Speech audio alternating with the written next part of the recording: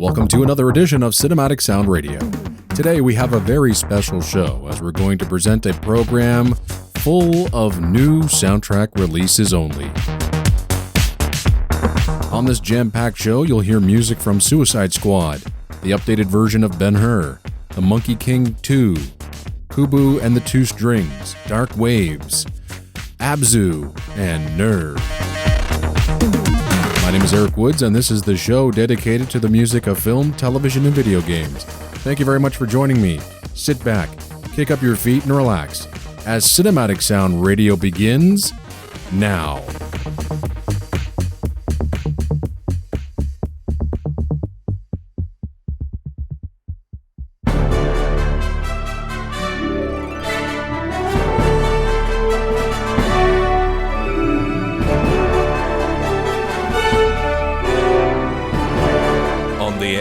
Streaming on the web since 1996, this is Cinematic Sound. Hello everyone and welcome to the program. Cinematic Sound can be heard in various different forms and locations. You can listen to us every Sunday at 1 p.m. Eastern Time on WROCK Radio at WROCKradio.com. You can also stream the show on demand at cinematicsound.net or download the show via iTunes, or listen to us at Podtyrant.com. We have a ton of brand new film music to play for you on today's program. You heard the playlist at the top of the show, so let's dive right in. We open up with music from the new DC Comics film Suicide Squad, which is a take on the anti-hero comic book movie, where a secret government agency led by Amanda Waller recruits imprisoned supervillains to execute dangerous Black Ops missions and save the world from a powerful threat in exchange for clemency. The film was written and directed by David Ayer. It stars Will Smith, Jared Leto, Margot Robbie, and various other cast members. The critics didn't like this movie, and you might have noticed that fans are quite upset. Petitions have been drafted to get rid of the Rotten Tomatoes aggregate due to the numerous negative reviews, but Rotten Tomatoes really has nothing to do with the reviews on their site. It's been really crazy. Now, I am looking forward to the movie, and I really hope I enjoy it. Unfortunately, I don't have much positive to say about the score written by Academy Award-winning composer Stephen Price. Price won the Academy Award for his rather ordinary score to Gravity a few years ago. He's also written music for Attack of the Block, The World's End, and Fury.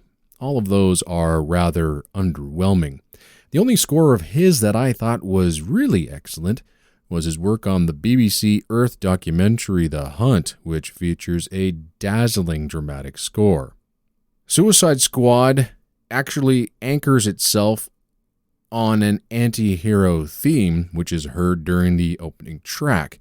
The rest of the score, however, is overly dense. If you really think about it, it's generic music written for loud horns, strings, percussion, synth, and bizarre sounds and samples, and none of that is overly creative. The funny thing is, though, when I first heard this score, I swear I was listening to the possible sequel score to Pacific Rim. The opening track is heavy drums, overmodulated guitar, and strings. Very, very reminiscent of Ramin Djawadi's chugging Pacific Rim music. There's even a string riff that is right out of Pacific Rim as well. And if you're familiar with that score, you're most definitely going to pick it up in the opening track to this score. So there's no doubt in my mind that Suicide Squad was temped with Pacific Rim. Having said all that, there is a gorgeous cue called Harley and Joker, which brings much needed dramatic weight to the score. But those types of cues are few and far between on this 90-minute album, which includes a truckload of bonus tracks. This is a score going more for a cool effect than making sure it's effective film music dramatically. It's so loud that I can imagine that it will only make what looks like a rather loud special effects and sound effects heavy film turn into something that is going to be basically overwhelming noise. So I'm not too impressed with this effort from Stephen Price. However, I'm not here to make your mind up for you. So here is some music from Stephen Price's new score to the brand new DC Comics film, Suicide Squad.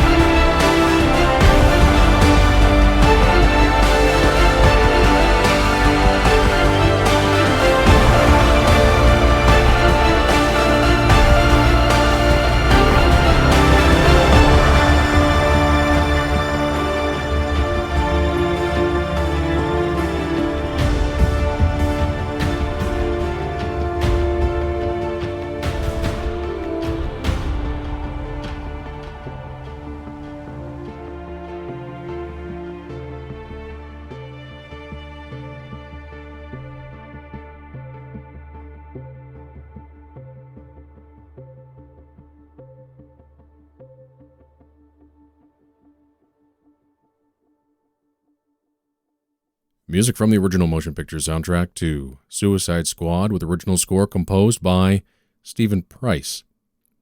And the original soundtrack recording is available on Water Tower Music.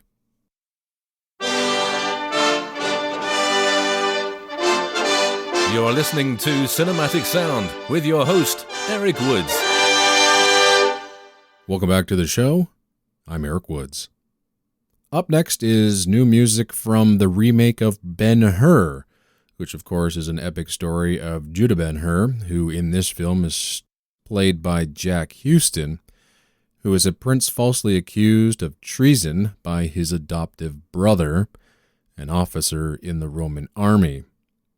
Ben-Hur is stripped of his title, separated from his family and the woman he loves, and Judah is forced into slavery. After years at sea, Judah returns to his homeland to seek revenge, but ultimately finds redemption. This film is based on Lew Wallace's timeless novel, Ben-Hur, A Tale of Christ, which was beautifully made in 1959. So this film seems rather pointless because the original won, I think, about 160 Academy Awards in 1959. It's just one of cinema's greatest achievements, a perfect film in every way, shape, and form. But this is the 21st century, a time in filmmaking where classic cinema is stomped on and modern-day filmmakers have no more original ideas. As for the score, well, first let's hear from Marco Beltrami himself about how he approached the music to this film. Beltrami says, "One of the fun things about working on Ben-Hur was that I took ancient Greek and Roman instruments and processed them electronically to give the score a modern feel. We also had a traditional orchestra to give the score some scope, so overall it provides a unique emotional undercurrent to the story." Now, with that all being said, this might possibly be one of the most disappointing film scores of the year, because we know what Beltrami is capable of doing by listening to his superb music from a film that came out early in the year called Gods of Egypt. Unfortunately, Marco Beltrami's voice is almost nowhere to be found in this new score to Ben-Hur. Instead, we get a score full of modern aesthetics, modern percussion, lots of percussion, processed Greek-Roman instruments, which I can't even tell what is what. You get basic string ostinatos, you get these huge blaring horns, which is all the rage today. This sounds more like something that comes from the remote control studio composing than from Beltrami's own unique voice. Theme-wise, well, I got the score today, so I really haven't let it all sink in, but there is a theme for Ben-Hur, which is heard at the top of the album, written for vocal and horns. It's a nice theme and gets some heroic presentations later on in the score.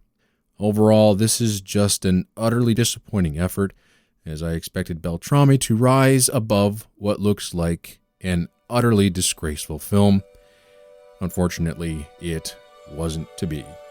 Here now is what I think, it's really hard for me to say this is like the best 15 minutes from the score, but even some of this is just so tough to swallow. Here is music from the 2016 remake of Ben-Hur, with original score composed by Marco Beltrami.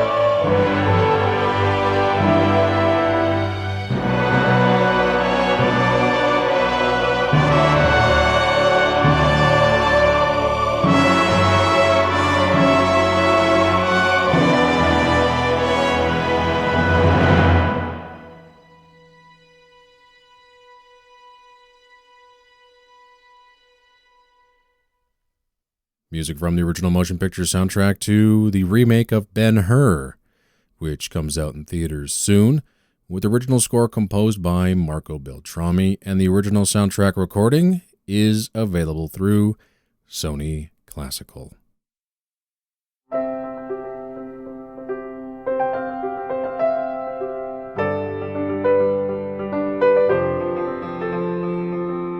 You're listening to the film, television, and video game music radio show, Cinematic Sound.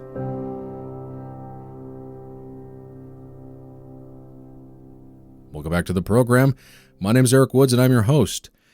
Okay, so we've got a couple of not-so-good scores out of the way. Let's listen to something that will most likely be on my year-end best-of list when we present it in January of 2017. The film's called The Monkey King 2. Now, I'm not going to go too deep into the plot of the film because it doesn't make a whole lot of sense to me anyway, but what I do know is that this film takes place 500 years after the first film, and of course is based on the classic novel Journey to the West. Now, like the first film, composer Christopher Young was tapped to score the sequel. Now, in the first film, Christopher Young wrote one of the finest large-scale thematic scores of his career. In returning to this series, he brings along those themes and composes a truckload more. If he scores a third film, this series of scores might go down as one of the greatest set of fantasy film scores the world has ever heard, but really didn't know about. All the way through the process of writing, Christopher Young kept on thinking on how he was going to top the first one. The major difference between this film and the first was that the first took place in the heavens, whereas the sequel, it would take place on Earth. In the liner notes of Entrada Records' album, Young mentions that the director talked to him about the need for music to address the emotional voyage that these characters take. The material Young crafted is far more gushingly romantic due to the major characters' commitment to each other and to the concepts of loyalty, devotion, and surrender. There's plenty of darkness as well. Most of that music is surrounded around a dark demon, and if there is anyone who can do dark music justice, it's Christopher Young. There, of course, is also some exciting action material which fits perfectly within the fantasy aspects of the film. And there are plenty of other character themes and beautiful moments all wrapped up in 12 dazzling suites, which play more like a symphonic suite than a film score. And this was done on purpose by Young, who is continually dedicated to finding the best listening experience for his film scores. A lot of the newly assembled cues are quite lengthy and each have sensational highlights that if I only played one cue due to their extended length, you really wouldn't get a sense for what the score is like as a whole. So I decided, like I did with the suite I presented of the original Monkey King soundtrack a few years ago, I edited down the album to a 22.5-minute suite, which contains highlights from 7 of the 12 suites available on the album. I hope you enjoy this custom suite I prepared for you. This is one of the very best scores of the year, featuring gorgeous air hoop performances by Karen Hans, alongside the talented musicians of the Slovak National Symphony Orchestra and Lucinda Chorus, beautifully recorded by the extremely talented Peter Fox, who is one of the best recording engineers in the game today. Here now is music from The Monkey King 2. The original soundtrack recording is available on Entrada Records, featuring fantastic music by Christopher Young.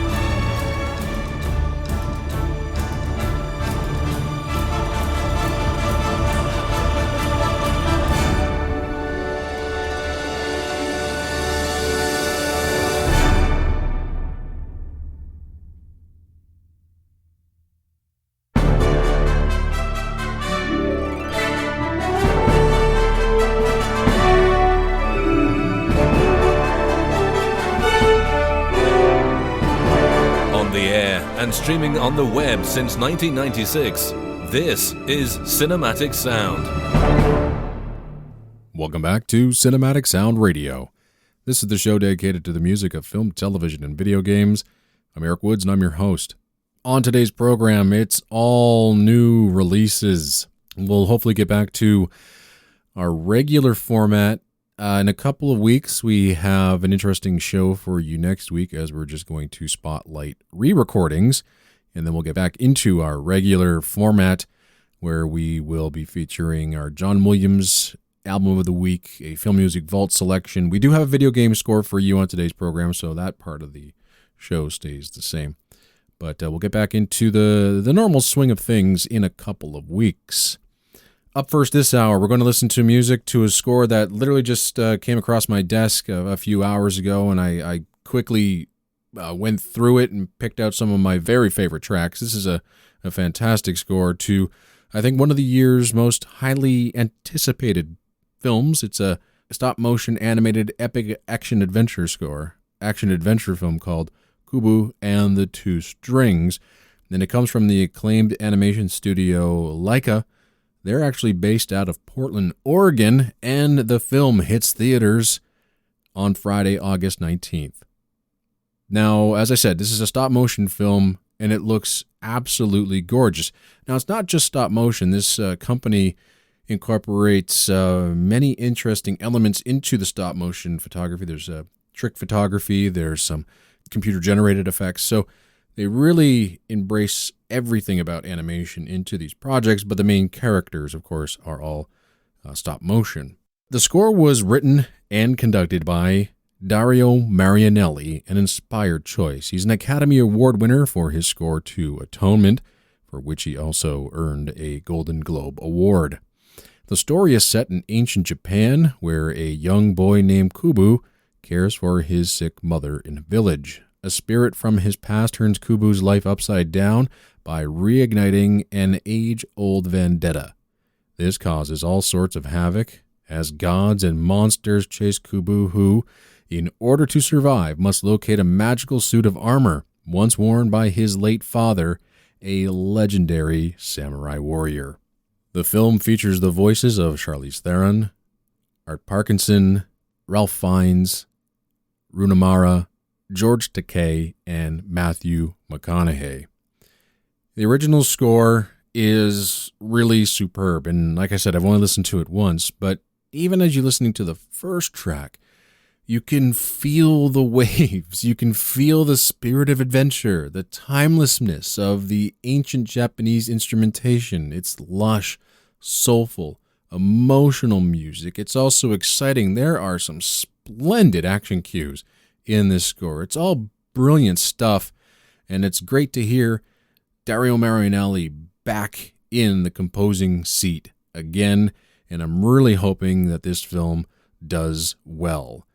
Based on my first playing of this album, I love it. I could see it on my top 10 list of 2016. We'll just have to wait if it does make it in January of 2017 when I present that show. But until then, here is brand new music from a film which isn't due out until August 19th, the stop-motion animated film Kubo and the Two Strings, with original score composed and conducted by Dario Marianelli.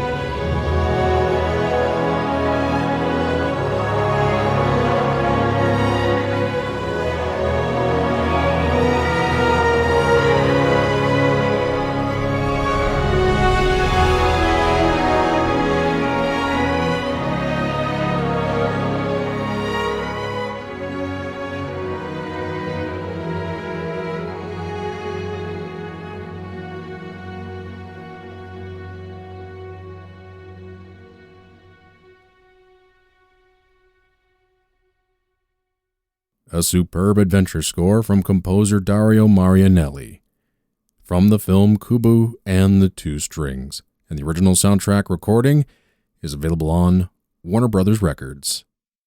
The home for film, television, and video game music since 1996. This is Cinematic Sound. Welcome back to the program. I'm Eric Woods. Thank you very much for joining me. I hope you're enjoying today's program. Well, we have a video game selection for you right now, and it comes from a brand new game, a beautiful looking game called Abzu, with original score composed by Austin Wintory. In the game, you discover a lush hidden world as you descend into the heart of the ocean, where ancient secrets lie forgotten and encounters with majestic creatures awaits. It's a beautiful, beautiful game, brought to you by the same people who worked on the game Journey, which was a huge hit, and Austin Wintory also worked on that. The game was developed by Giant Squid and is available on the PlayStation 4 and Microsoft Windows. So the game's environment really inspired Austin Wintory because it bursts with color, and it being a living entity, the ocean, Austin Wintory immediately thought of a harp ensemble to match the life and vitality of the game's vision. Wintory was also originally going to score the game only with harps, but the game's weight and scope demanded something more, so Wintory introduced the sounds from the orchestra. There's also a mystical or spiritual nature to the game, so Wintory responded to that with choir.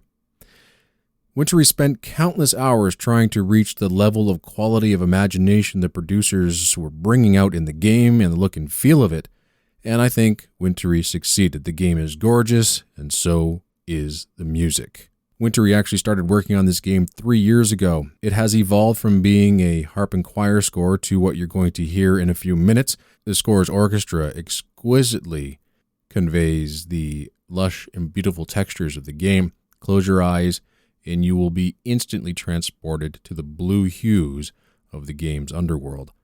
And as you listen to the score within the game, it starts off very heavy on orchestra, but then evolves into something much smaller and intimate, where there is only a 7-harp ensemble and the choir guiding you.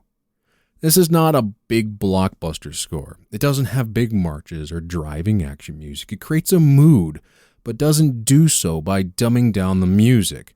The music is so expertly composed. You're hearing music from a man who understands the craft of scoring for moving pictures, a man who gives it his all each and every time he works on a project, who digs deeper than most composers these days to try and find those right notes to help complement the motion images, while at the same time writing some of the most dazzling and satisfying music you'll hear all year. Wintory is having a brilliant 2016, along with the Banner Saga 2, another of 2016's highlights. If you haven't heard that one, then I suggest you listen to our April 18th broadcast, where we featured music from that game. And now, without any further ado, here is music from the video game Abzu, with a delightful score by composer Austin Wintory.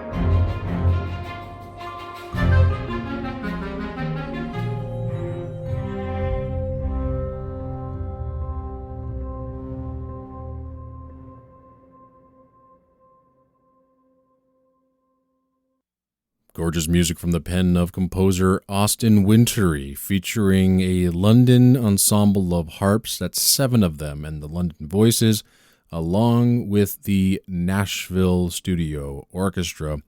And the original soundtrack recording is available on T65B Records. It's one of the best scores of the year, folks. And as I said, Austin Wintory's having a fantastic year. I highly recommend you check out his music from the Banner Saga 2 as well.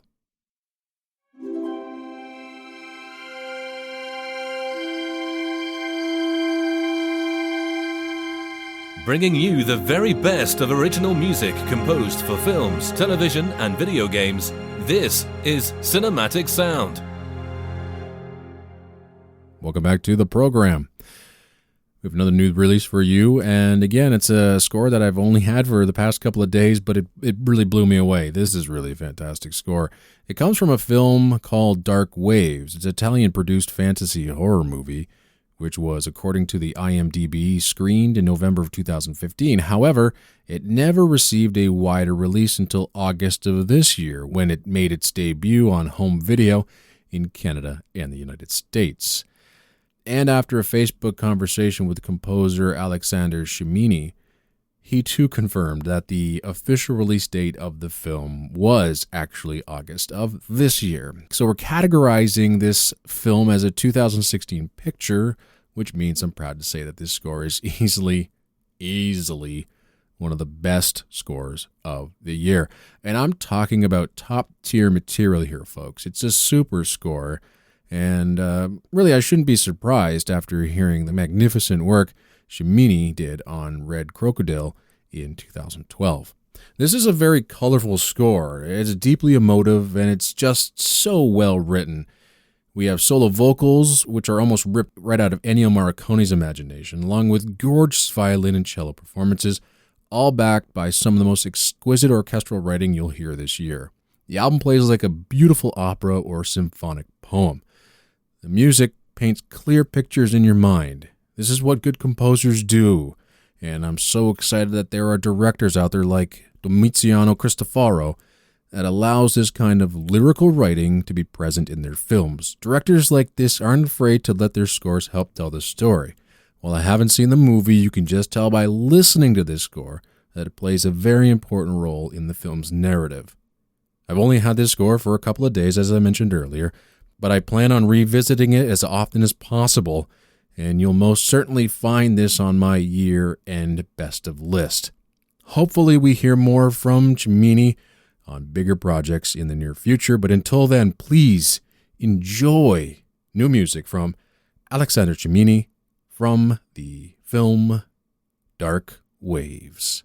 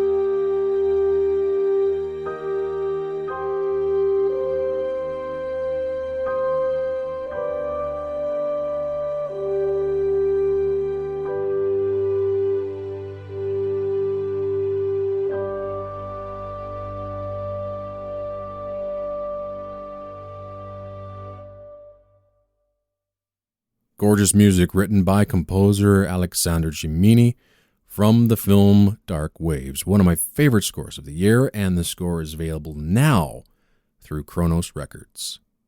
Well, we've sadly come to the end of yet another edition of Cinematic Sound Radio right here on Rock On Radio, WROCK.com. Again, thanks to everyone at WROCK for helping me get this show on the WROCK airwaves.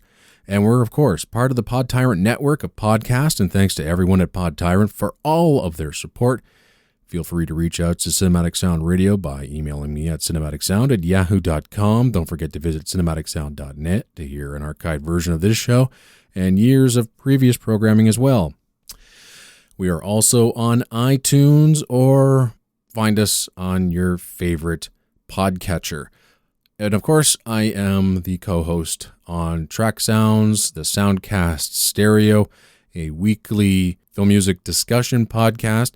Christopher Coleman and I discuss some of the most relevant film music news stories, or just things that interest us. So it's a quick 30-40 minute conversation. Again, that's at tracksounds.com, or just look for Track Sounds through iTunes, and the show is updated every Thursday.